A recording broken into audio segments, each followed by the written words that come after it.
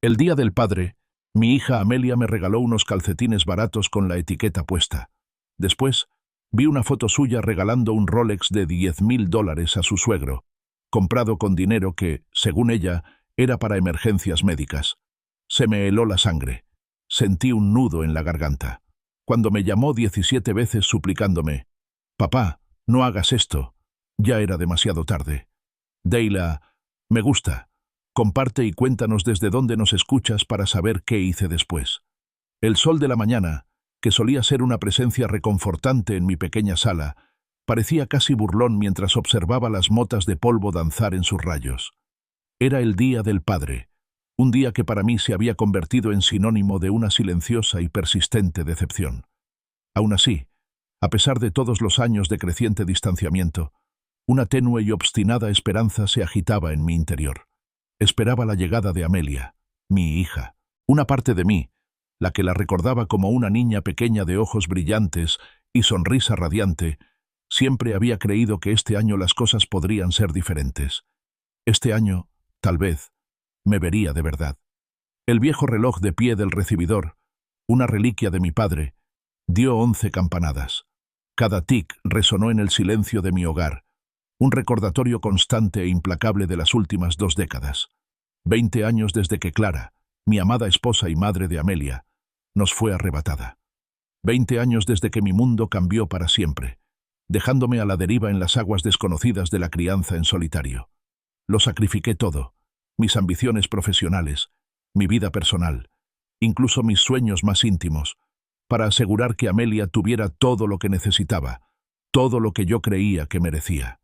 En cada cumpleaños, en cada graduación, en cada pequeña victoria, estuve presente, una presencia constante e inquebrantable. El reloj no solo daba la hora, contabilizaba el precio de esos sacrificios. A las 11:15 en punto, el elegante sedán negro de Amelia se detuvo en mi modesta entrada. Sentí un nudo en el estómago, una mezcla familiar de anticipación y aprensión. Ella salió primero, su abrigo de diseñador brillando al sol, su figura impecablemente estilizada.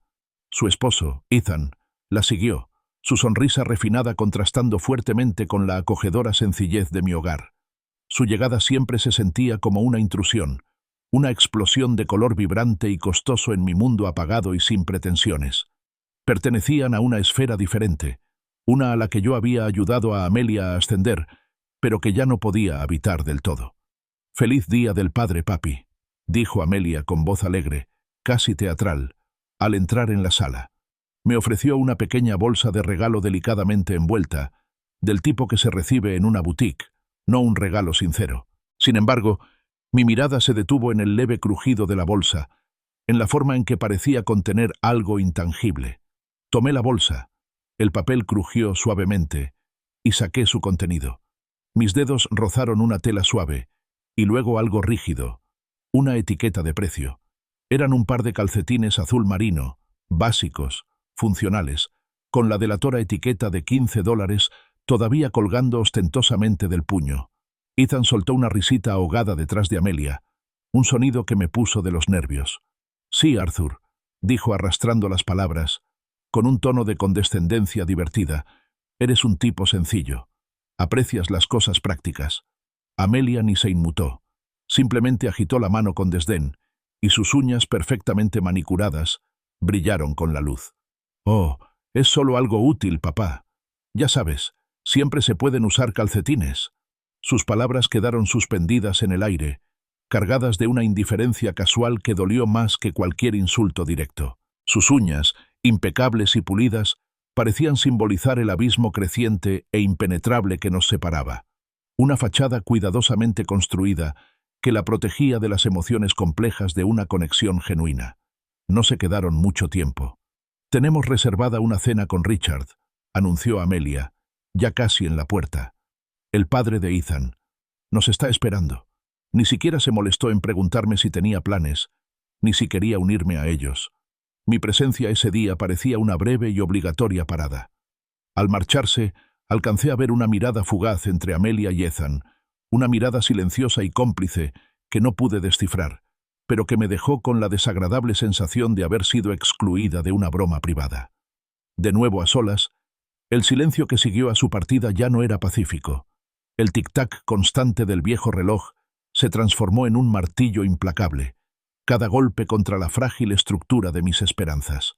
Mi mano, temblando ligeramente, alcanzó la taza de cerámica con el té que se enfriaba sobre la mesa de centro. La apreté con fuerza, y con un pequeño y seco crujido, la taza se hizo añicos, esparciendo fragmentos sobre la alfombra gastada. Los pedazos rotos reflejaban el estado de mi propio corazón. Mis sueños de toda la vida para Amelia yacían en ruinas a mi alrededor. Algo útil, ¿verdad? Resonaron las palabras desdeñosas de Amelia en el vacío de mi hogar, en el vacío de mi pecho. Reverberaron con una amarga ironía, haciéndome preguntarme cuándo había dejado de ser su padre, su protector, su confidente, para convertirme simplemente en un medio para un fin, un recurso del que aprovecharse, una casilla que marcar, un depósito de regalos útiles, pero superficiales. Buscando una distracción del peso sofocante de mis pensamientos, abrí mi viejo portátil, cuya pantalla cobró vida con un zumbido familiar. Navegué distraídamente por las redes sociales, con la esperanza de perderme en la charla digital cotidiana. Entonces, lo vi. Una publicación de Amelia. Mi pulgar se paralizó. Allí estaba Richard, el padre de Ethan, con una amplia sonrisa triunfal en el rostro. En su muñeca, brillando como un faro, lucía un reluciente y, sin duda, carísimo reloj Rolex. El pie de foto para colmo decía: para el mejor suegro, un regalo a la altura de su clase. Se me heló la sangre. Un terror lento y gélido se extendió por mis venas. El reloj. Lo reconocí. Un modelo nuevo, probablemente con un precio superior a los $10.000. Y entonces, el recuerdo me golpeó, agudo y doloroso. Hacía apenas unos meses, Amelia me había llamado, con voz urgente y angustiada, diciendo que necesitaba una suma considerable, vital para gastos médicos. Me había descrito una situación angustiosa, con problemas de salud urgentes e inesperados, una crisis que solo yo, su padre siempre confiable, podía aliviar. Le transferí el dinero sin pensarlo 2 veces, vaciando una parte importante de mis ahorros. Ahora, ese dinero brillaba en la muñeca de Richard, un monumento al elaborado engaño de Amelia. Ese día empezaron las llamadas, incesantes, frenéticas. El nombre de Amelia apareció en la pantalla de mi teléfono 17 veces en total. Cada vez, cuando por fin contestaba, su voz denotaba desesperación. «Papá, no hagas esto. Por favor, papá, no hagas esto». Pero ya era demasiado tarde. El silencioso chasquido en mi interior, el sonido de una decisión final e irreversible, ya se había producido. La represa se había roto, y me encontraba en un camino sin retorno, un camino donde no quedaba lugar para el arrepentimiento.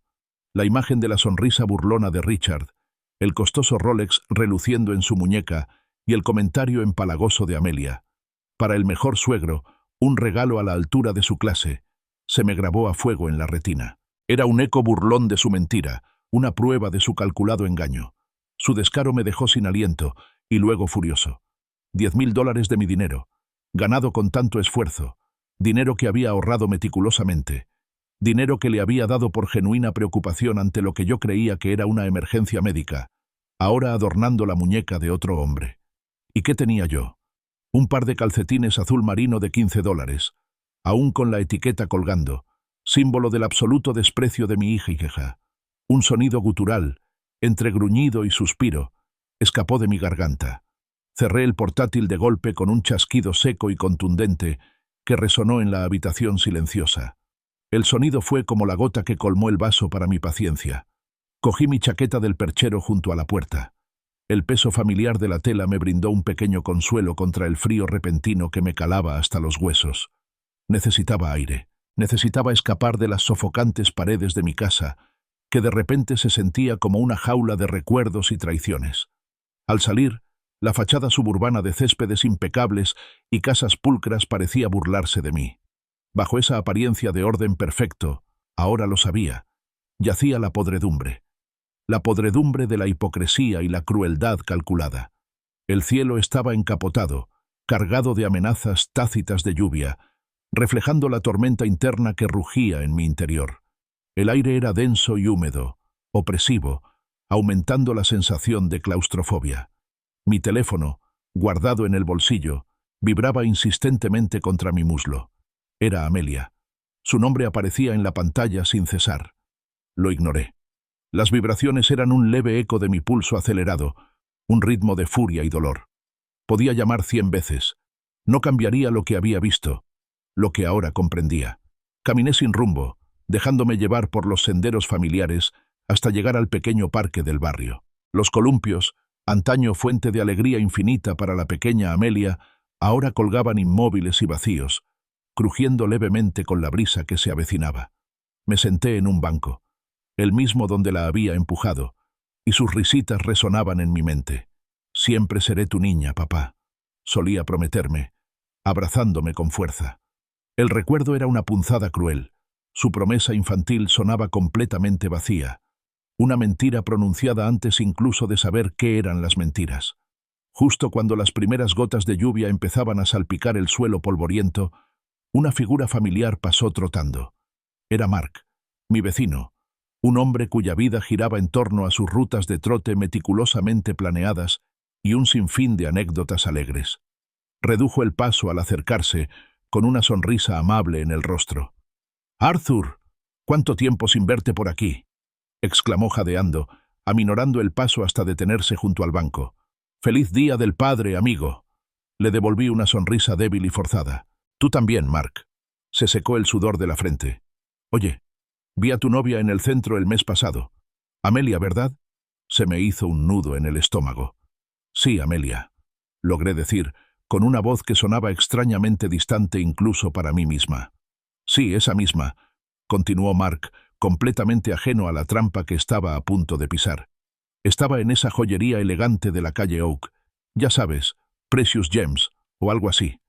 Hizo una pausa para recuperar el aliento. Parecía que estaba eligiendo algo importante. Seguro que fue una compra considerable. Guiñó un ojo con picardía. «Espero que lo fuera para ti, viejo zorro».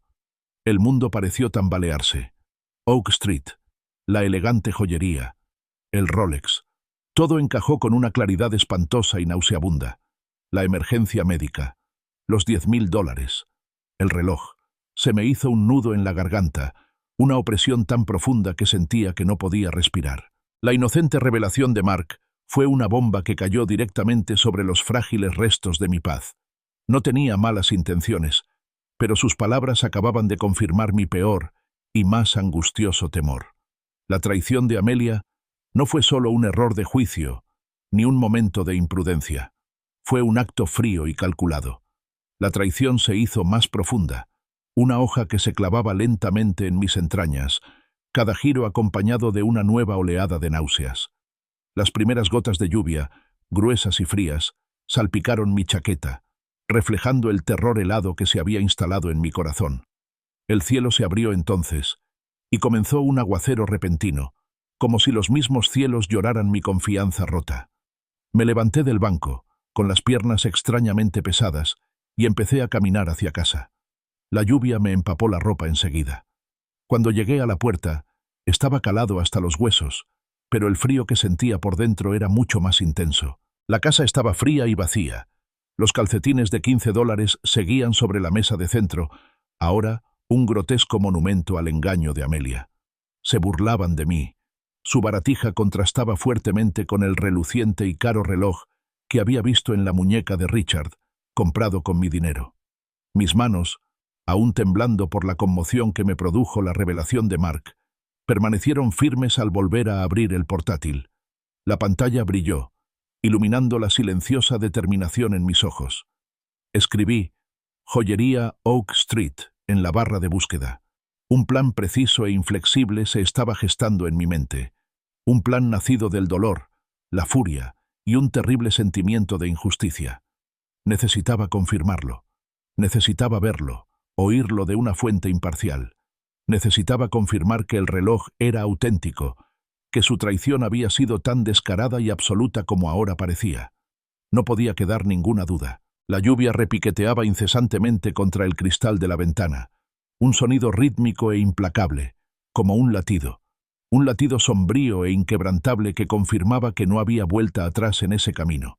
La lluvia golpeaba el parabrisas con un tamborileo incesante que reflejaba los latidos frenéticos de mi corazón mientras conducía hacia Oak Street.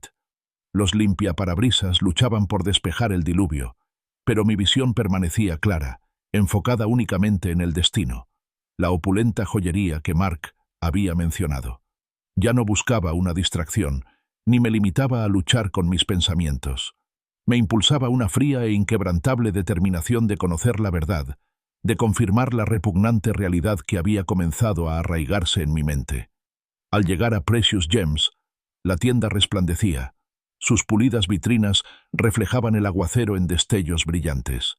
Aparqué rápidamente y entré apresuradamente, dejando caer gotas de lluvia sobre la mullida alfombra. El aire dentro era silencioso, perfumado con un perfume caro y lleno del sutil brillo de diamantes y oro.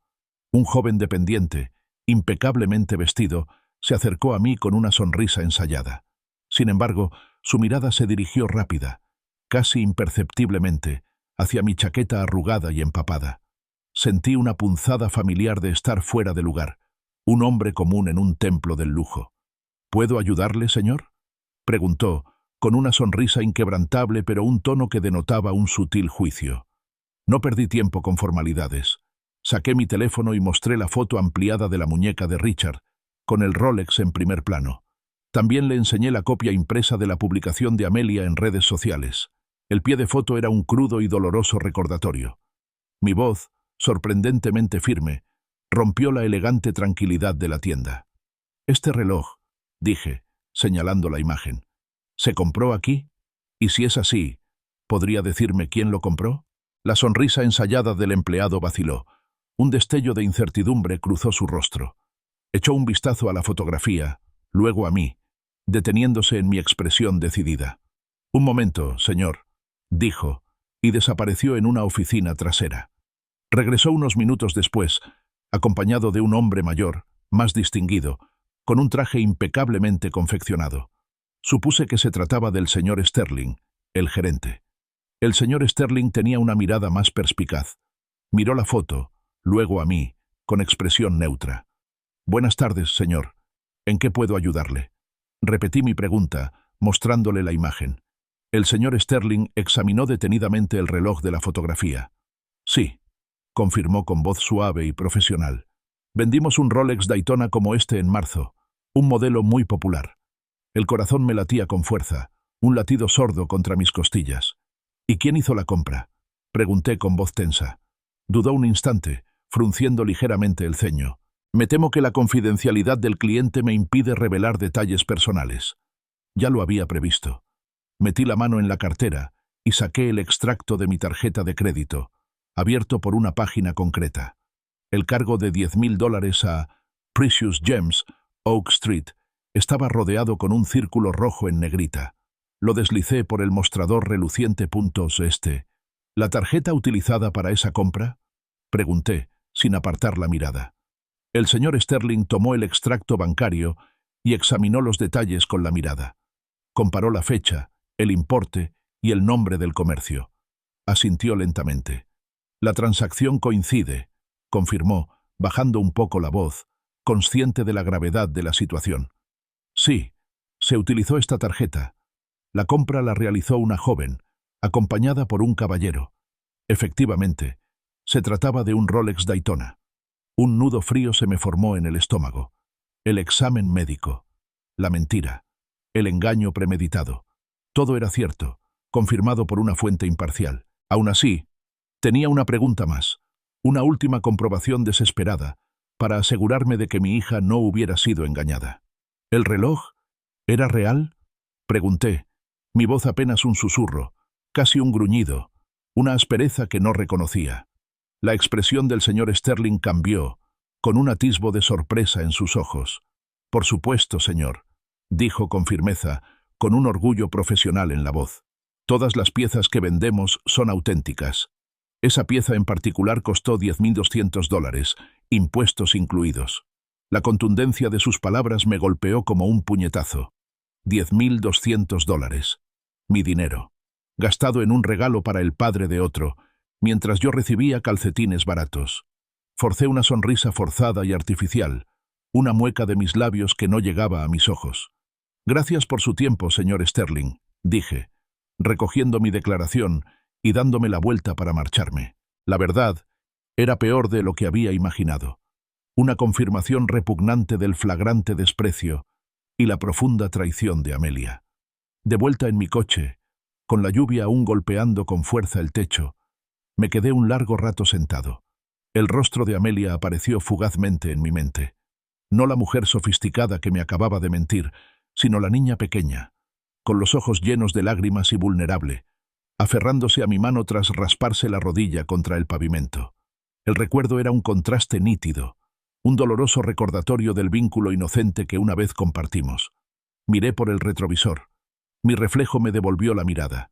Cansado, sí, y con más canas de las que recordaba, pero también con una nueva dureza alrededor de los ojos. El Arthur que había aceptado en silencio los calcetines baratos, el Arthur que siempre había antepuesto la felicidad de Amelia a la suya, ese hombre ya no estaba. En su lugar había alguien resuelto, alguien que había llegado al límite de su paciencia. Mi teléfono, aún en mi bolsillo, vibró de nuevo. Lo saqué. 20 llamadas perdidas de Amelia. Lo sabía.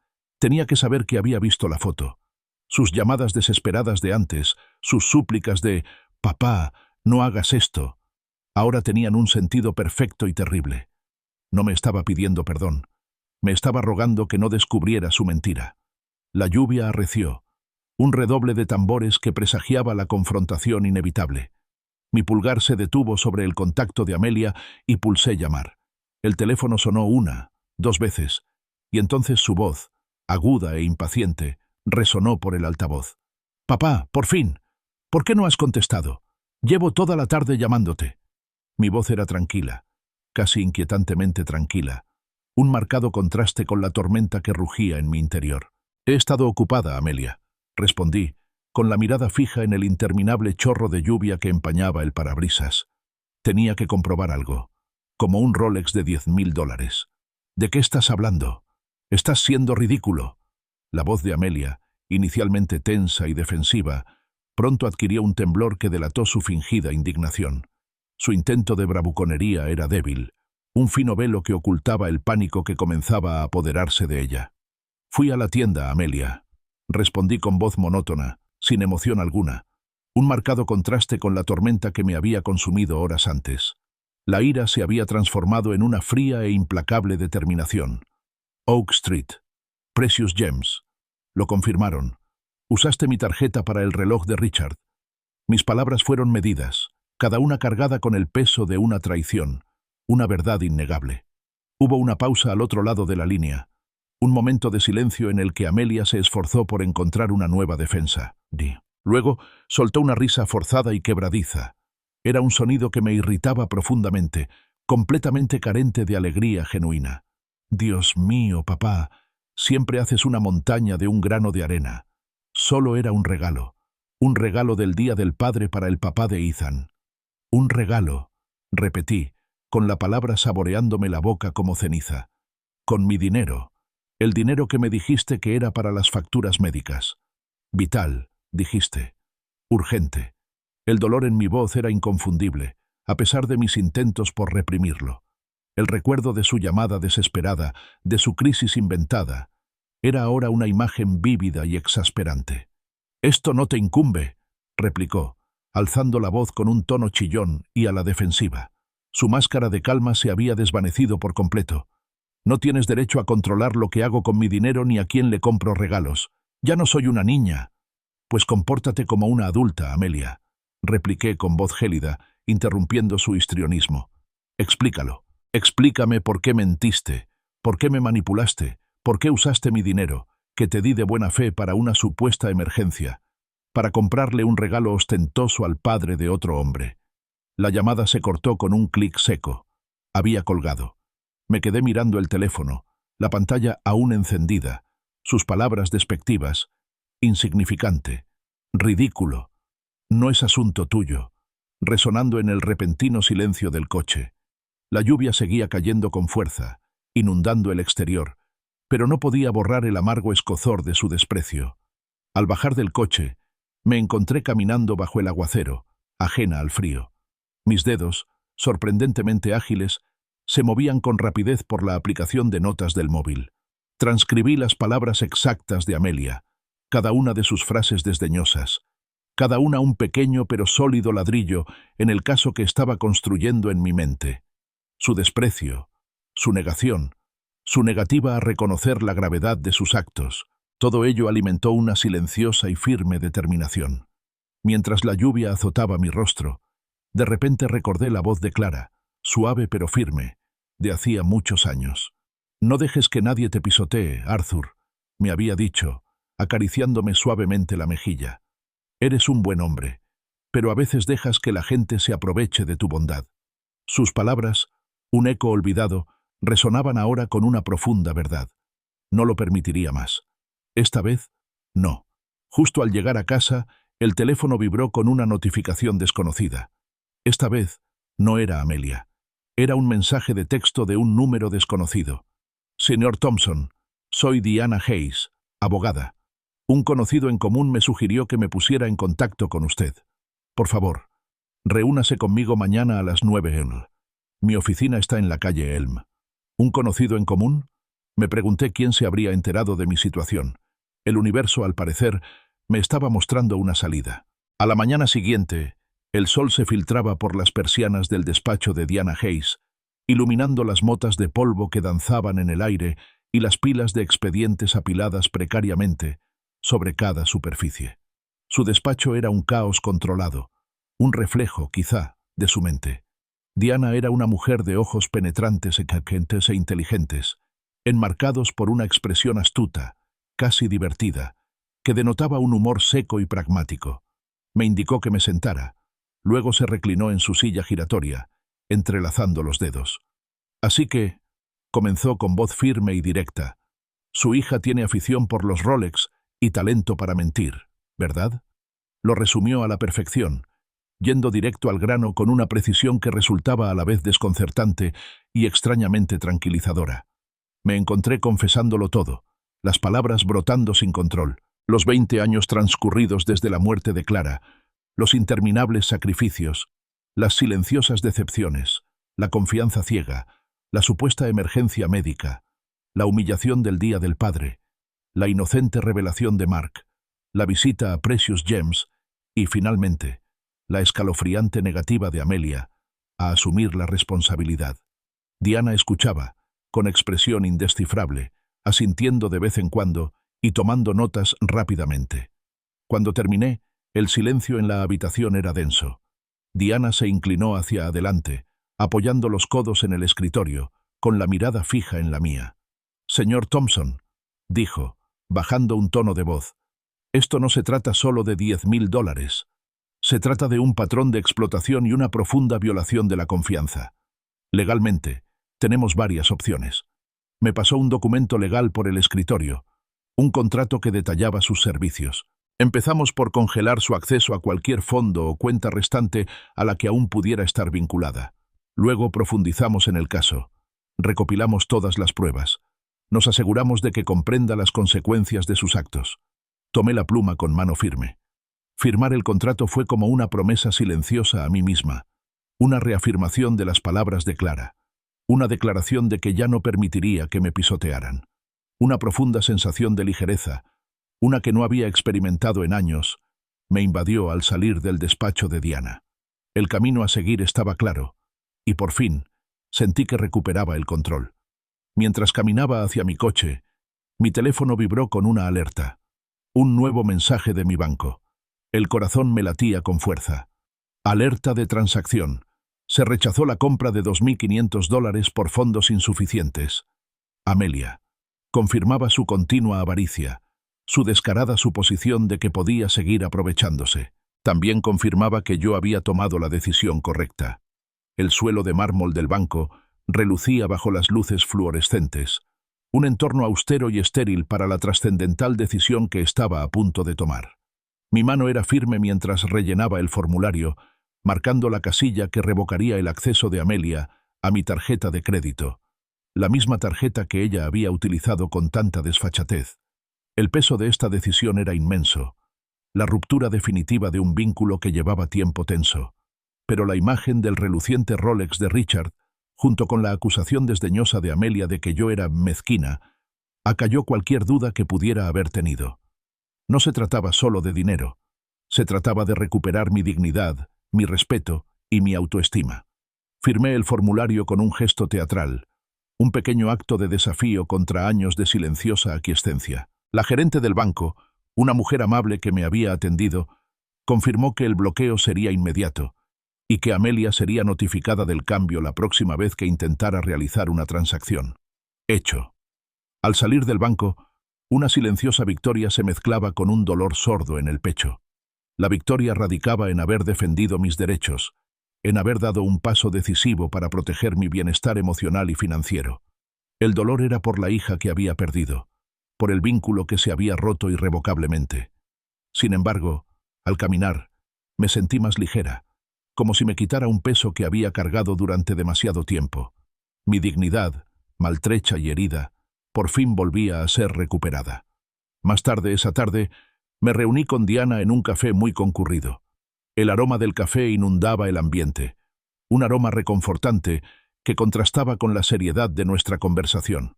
«Listo», confirmé, empujando una taza humeante sobre la mesa. Se le cortó la llamada. Diana sonrió con una mirada penetrante y cómplice. «Apuesto a que le encantará más que esos calcetines que te regalaron». Su humor seco fue un bálsamo bienvenido, un recordatorio de que no era el único que reconocía lo absurdo de la situación. Abrió su maletín y sacó una pila de documentos. «Ahora, aquí es donde empezamos a investigar. Voy a revisar todos los registros financieros, cada transacción, cada transferencia.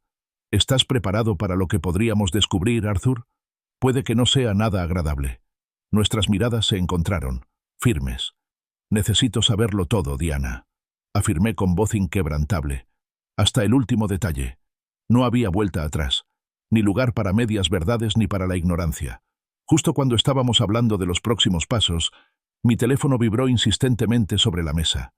El nombre de Amelia apareció en la pantalla, acompañado de una foto suya sonriendo, un recuerdo de una época más feliz e inocente. La identificación de la persona que llamaba gritaba urgencia, ira. Dejé que sonara, observando cómo vibraba hasta que finalmente se quedó en silencio. Unos instantes después, apareció una notificación de correo de voz. La pulsé y puse el teléfono en altavoz para que Diana la oyera. La voz de Amelia, cruda y sin filtros, resonó en el pequeño altavoz, un marcado contraste con su habitual porte refinado. «Papá, ¿qué demonios has hecho? Mi tarjeta ha sido rechazada. Estoy intentando comprar comida y no funciona. Arréglalo ahora mismo». Su furia era palpable, una grieta en su fachada cuidadosamente construida que revelaba la arrogancia que se escondía tras ella. Colgué el teléfono, una sombría satisfacción invadiéndome. Mi determinación se reafirmó aún más. Al caer la noche, la tenue luz de mi sala apenas lograba atenuar el incesante bombardeo de llamadas de Amelia. Mi teléfono se iluminaba, vibraba, sonaba una y otra vez. 17 llamadas en una hora. El viejo reloj de pie del recibidor, que había dejado de funcionar tras nuestra discusión del Día del Padre, ahora reflejaba mi inquebrantable determinación. Permanecía inmóvil, en silencio, un testimonio del paso del tiempo y del fin de mi paciencia. Me llegó otro mensaje de voz, aún más agresivo que el anterior. «Papá, ¿qué demonios? Mis tarjetas fueron rechazadas. Esto es ridículo. Arregla esto, o te juro que se acabó. Te arrepentirás, te lo prometo». La siguiente vez que me llamó, contesté. Mi voz, al hablar, era fría, desprovista de toda calidez o afecto paternal. «Amelia, deja de llamar. Me has dejado sin nada, papá», chilló, con una voz cargada de una desesperación frenética que rayaba en la histeria. «¿Cómo se supone que voy a vivir? Todo depende de esa tarjeta. Eres un egoísta, un completo egoísta». Su acusación quedó suspendida en el aire, como una bofetada punzante, una completa inversión de la realidad. «¿Egoísta?», repliqué, alzando un poco la voz, mientras un destello de la vieja ira volvía a aflorar. «Usaste mi dinero, el dinero que dijiste que era para emergencias médicas, para comprarle un reloj de $10,000 a Richard. Me mentiste, me manipulaste. Explícame eso, Amelia. Explícame cómo es eso, mi egoísmo». Entonces probó otra táctica, suavizando la voz e intentando recuperar su encanto manipulador. «Papá, no es lo que piensas. Es complicado. Richard es importante para nosotros, para la carrera de Ethan. Por favor, papá, arregla la tarjeta. Por favor». La súplica era evidente. Un patético intento de recuperar el control. «No», dije, con voz firme. «Tomaste tus decisiones, Amelia. Ahora vives con las consecuencias». Colgué. Apenas un minuto después, otro mensaje de voz. Este lo dijo entre dientes, rebosante de rabia contenida. «Te arrepentirás, papá. Te lo juro. Ethan no lo dejará pasar. No tienes ni idea de con quién te estás metiendo». Ethan, su pusilánime marido, que siempre se había contentado con vivir a la sombra de Amelia, ahora era invocado como una amenaza. Lo absurdo de la situación casi me hizo reír. Mi teléfono volvió a iluminarse, esta vez no con el nombre de Amelia, sino con un mensaje de Diana. «Mañana a las 8 en la comisaría. Amelia y Ethan presentaron una denuncia. Cuenta conmigo». Una denuncia. La cosa iba a más. Bien. Me parecía estupendo. Esto ya no se trataba solo de dinero. Se trataba de sacar a la luz la verdad. La comisaría era un espacio reducido, impregnado del olor rancio y persistente a café quemado y tinta barata. Se palpaba una tensión latente en el ambiente, un marcado contraste con la tranquilidad suburbana a la que estaba acostumbrada. El agente Miller, un hombre con el ceño fruncido y perpetuamente escéptico, estaba sentado frente a nosotros, revisando la denuncia presentada por Amelia y Ethan. Su mirada, cuando se cruzó con la mía, fue acusadora. «Señor Thompson», comenzó con voz monótona, «su hija y su yerno afirman que usted les ha restringido el acceso a los fondos familiares, causándoles dificultades y penurias económicas. Alegan abuso financiero». Lo miré fijamente. «Es mi dinero, oficial», dije con voz tranquila y firme. «Fondos que gané y ahorré. Gastaron $10,000 en un reloj de lujo para otra persona, con falsos pretextos. Les bloqueé el acceso para detener lo que equivale a un robo y una mayor explotación». Diana Hayes, sentada a mi lado, se inclinó hacia adelante, con una presencia firme e imponente. Era la viva imagen de la profesionalidad, y su voz, con una autoridad indiscutible, disipó la tensión. «Agente Miller, mi cliente tiene todo el derecho legal a proteger su patrimonio. Aquí no hay ningún fondo familiar. Se trata de los ahorros personales del señor Thompson. Tenemos extractos bancarios que demuestran claramente la transacción de $10,000 de su cuenta, recibos de la joyería y la confirmación de un joyero de que la compra fue, en efecto, un Rolex Daytona para el señor Richard Sterling». Continuó, con un argumento preciso e irrefutable. «Esto no es abuso, agente. Es legítima defensa. Mi cliente proporcionó fondos bajo el pretexto falso de una emergencia médica. En cambio, ese dinero se usó para un regalo ostentoso para otro hombre. Esta denuncia, presentada por la señora Thompson y el señor Sterling, es claramente una represalia, un intento desesperado por recuperar fondos a los que creen tener derecho». El ceño fruncido del agente Miller, que mostraba escepticismo, cambió.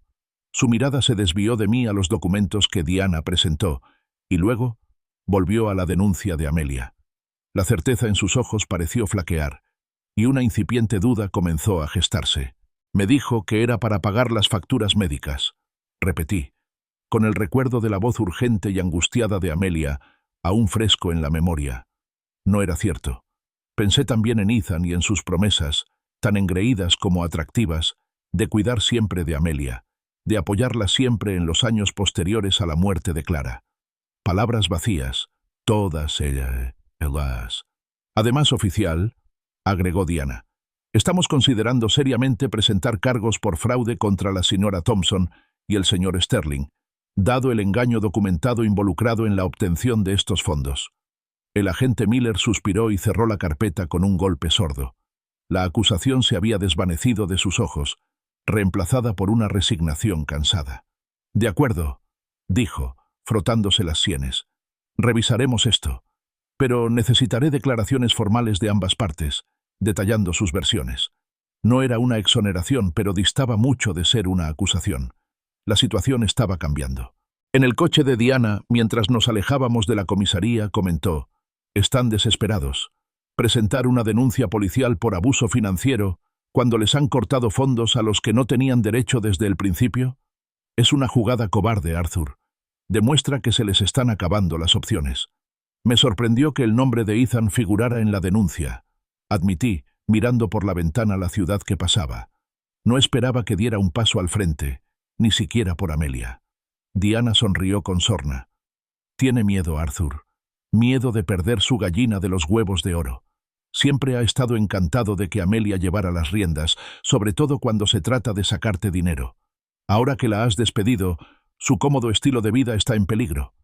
Hizo una pausa, y luego su tono cambió, volviéndose más serio. ¿Has pensado alguna vez en tu testamento, Arthur? Quizás sea hora de reescribir algunas cosas, formalizar la separación, por así decirlo. La palabra voluntad resonó en el aire, un sonido pesado y profundo. Era un paso que había evitado durante años, una prueba de mi tácita esperanza de que Amelia finalmente cambiara de opinión. Pero esa esperanza se había desvanecido hacía mucho tiempo.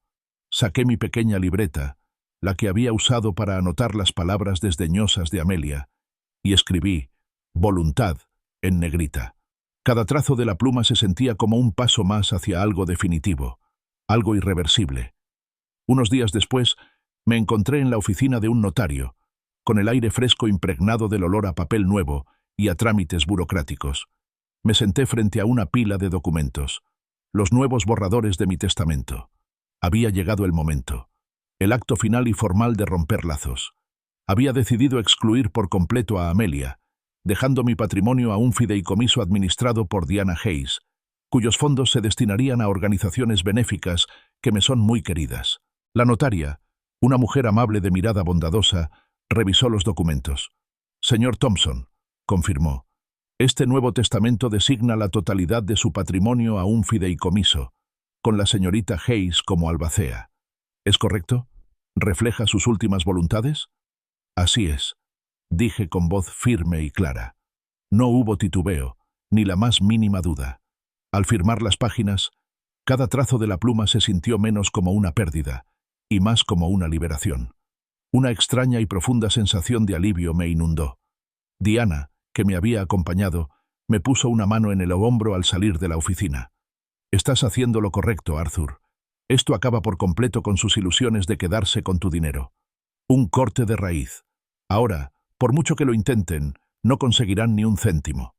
Más tarde ese día, Diana y yo paseamos por el parque, el mismo parque donde una vez había empujado a la risueña Amelia en los columpios. El sol calentaba y el cielo estaba despejado. «No se trata de perderla, Arthur», dijo Diana, percibiendo el tono melancólico que la envolvía para mi alivio. «No se ha ido, no del todo. Simplemente ya no es una carga para ti. Estás recuperando tu vida». Como si estuviera previsto, mi teléfono vibró en mi bolsillo. Esta vez no era un mensaje de Amelia, sino una llamada. El nombre de Richard apareció en la pantalla. El hombre del Rolex de $10.000, el hombre cuya clase Amelia tanto admiraba. Contesté. «Arthur». La voz de Richard, generalmente suave y segura, denotaba un dejo de inquietud. «Necesitamos hablar». «Ethan, bueno, las cosas se están complicando. ¿Podrías venir a mi oficina mañana a las 10:00? El panorama estaba cambiando. El horizonte de Chicago resplandecía con una luz fría y distante mientras mi taxi se detenía frente a la magnífica mansión de Richard Sterling. En el bolsillo apretaba una nota arrugada de Elaine, la asistente de Diana, que simplemente decía: «Richard lo sabe, prepárate». Era un mensaje críptico pero tranquilizador, que confirmaba que todo empezaba a encajar. Richard me esperaba en su cavernoso estudio, una habitación repleta de madera oscura y costosa, con un aroma a dinero antiguo. Su habitual porte afable y seguro había desaparecido, reemplazado por un rostro marcado por una furia que jamás le había visto. Apretaba con fuerza una pequeña caja forrada de terciopelo sobre su gran escritorio. Diana permanecía cerca, con los brazos cruzados, una presencia silenciosa e imponente. «Arthur», comenzó Richard con voz ronca, desprovista de sus habituales cortesías, «te debo una disculpa». Empujó la caja de terciopelo sobre la superficie pulida del escritorio. Se detuvo justo frente a mí. La reconocí al instante. El Rolex. No lo sabías, dije con voz tranquila, sin reproches. Nos mintió a los dos. La verdad, en ese instante, quedó clara.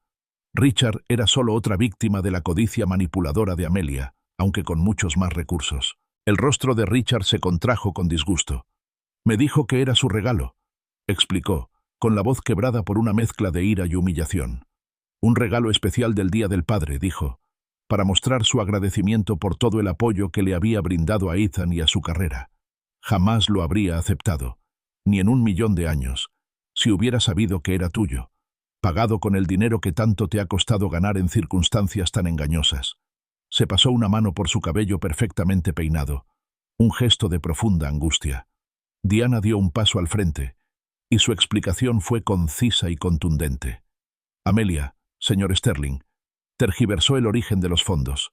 Obtuvo $10.000 de Arthur con el pretexto falso de una emergencia médica. Nuestros registros bancarios, junto con el testimonio del joyero, confirman que utilizó esos fondos para comprarle ese reloj. Richard cerró de golpe la caja de terciopelo con un crujido seco que resonó en el silencioso estudio. Lleva meses metiéndose en mis asuntos, siseó, con los ojos llameantes, merodeando, dando consejos, intentando conseguirle un papel más importante a Ethan. Sinceramente pensé que era ambición, afán de superación. Ahora veo lo que realmente es, pura y simple codicia. La revelación pareció golpearlo con la fuerza de un puñetazo. Miré a Richard, la vergüenza y la ira que luchaban en su rostro. No quiero tu lástima, Richard, declaré con voz firme, como una promesa silenciosa a mí misma. Quiero lo que es justo.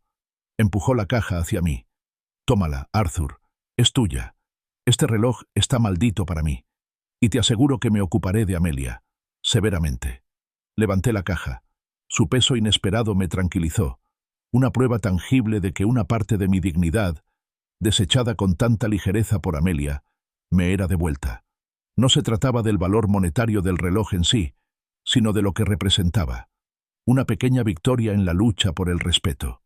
Más tarde, en mi coche, volví a abrir la caja. El Rolex brillaba bajo la tenue luz del habitáculo, y sus intrincados mecanismos eran testimonio de una exquisita artesanía. No era solo un reloj, era la prueba de que no era el tonto que Amelia creía. Era un símbolo de sus mentiras y de mi firme resolución. Mi teléfono vibró. El nombre de Amelia. Una llamada perdida. Luego un mensaje de texto, corto y desesperado. Tenemos que hablar. Lo ignoré. Sabía que vendría. El sol de la mañana proyectaba largas sombras sobre mi porche, calentando el aire fresco. Tal como esperaba, Amelia estaba allí, con Ethan rondando torpemente a su lado. Su habitual porte impecable se desmoronaba, y su ropa de marca parecía más un disfraz que una declaración de estilo. Ethan, normalmente tan seguro de sí mismo, mantenía la mirada fija en el suelo, evitando la mía. Abrí la puerta con expresión serena e inflexible. ¿Qué quieres? Mi voz carecía de cualquier tono de bienvenida, de cualquier atisbo del afecto paternal que una vez inspiró. «Papá, por favor, lo sentimos mucho», suplicó Amelia, con los labios temblorosos y la mirada fija en mi rostro, buscando cualquier señal de debilidad, cualquier atisbo del viejo Arthur que cedería ante sus lágrimas. Nos equivocamos. Muchísimo. Ethan intervino con voz apagada e ininteligible. Sí, Arthur. No queríamos hacerte daño. Las cosas simplemente se descontrolaron. ¿Un error?, repliqué, con la voz aún tranquila, pero marcada por la incredulidad. Gastaste $10.000 de mi dinero, el dinero que te di para lo que yo creía que era una emergencia médica. Luego mentiste al respecto, y cuando te impedí que tomaras más, presentaste una denuncia policial contra mí. Eso no es un error, Amelia.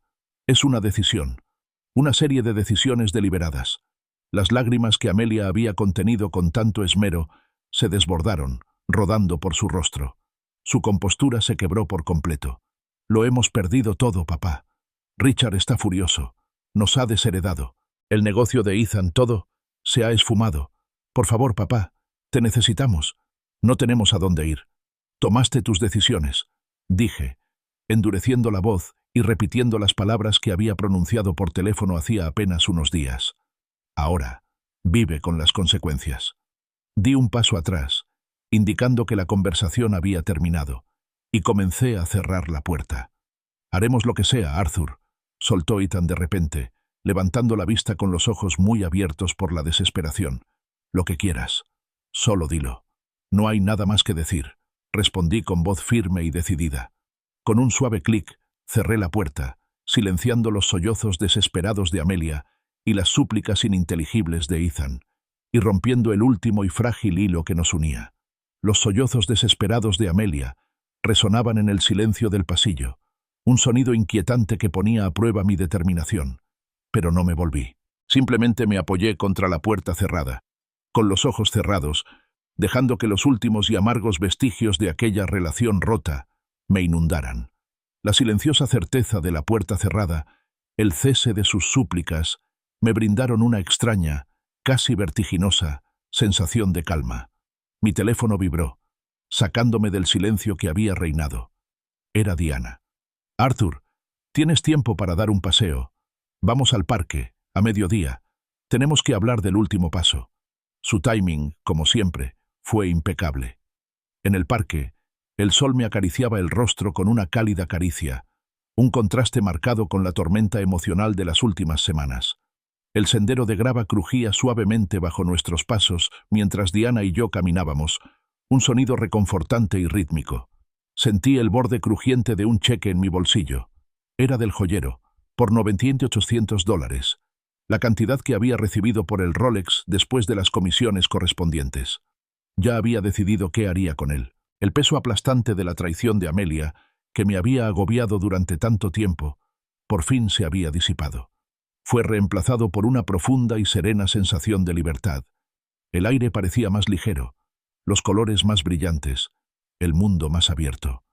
Diana me dio un suave codazo, con los ojos brillantes de una divertida complicidad. «Sabes, Arthur, con ese dinero podrías haberte comprado un yate pequeño, o un reloj nuevo y elegante».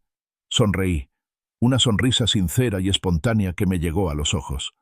«Elegí la paz», dije, palmeando el bolsillo donde estaba el cheque. «El albergue para niños del centro. Ellos harán mucho más con él de lo que yo jamás podría». Diana asintió, con una mirada de respeto que sustituyó a sus bromas anteriores. «Vaya, buena elección, Arthur. Una muy buena elección». Hizo una pausa y añadió con una sonrisa pícara. «Aunque te espero para tomar un café la próxima vez que te sientas generoso». Llegamos a la orilla del lago, cuya superficie brillaba bajo el sol de la tarde.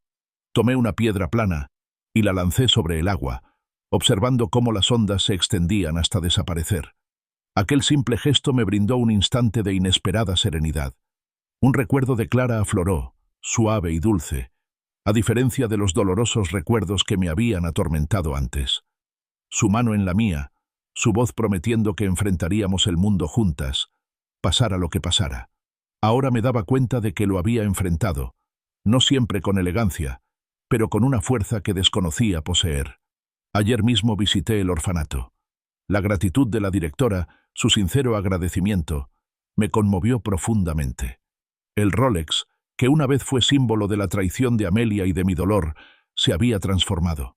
Ya no era un monumento al engaño, sino un puente hacia algo mejor, un salvavidas para niños que realmente lo necesitaban. Sentí que era lo correcto, profundamente correcto. «¿Has recorrido un largo camino? ¿Sabes, Arthur?», observó Diana en voz baja, mirando hacia el lago, de calcetines de $15 y una silenciosa decepción a esto. «A defenderte, recuperar tu vida y marcar una verdadera diferencia». Sostuve su mirada y una profunda sensación de satisfacción me invadió. «Nada mal para alguien que creía haberlo perdido todo, ¿verdad?», respondí con sincera calidez en la voz. «No lo habría logrado sin ti, Diana». Sonrió, con un atisbo de algo más que simple satisfacción profesional en la mirada. «Quédate conmigo, Arthur. Tengo un nuevo proyecto en marcha, un fondo comunitario, centrado en apoyar iniciativas locales. Quizá», dijo con voz vaga pero con una insinuación subyacente, «podría necesitar a alguien con tu corazón, alguien que sepa luchar por lo que es justo». Su oferta era una puerta entreabierta, una invitación a un nuevo capítulo. Lancé otra piedra, observando cómo las ondas se perdían en la inmensidad del lago.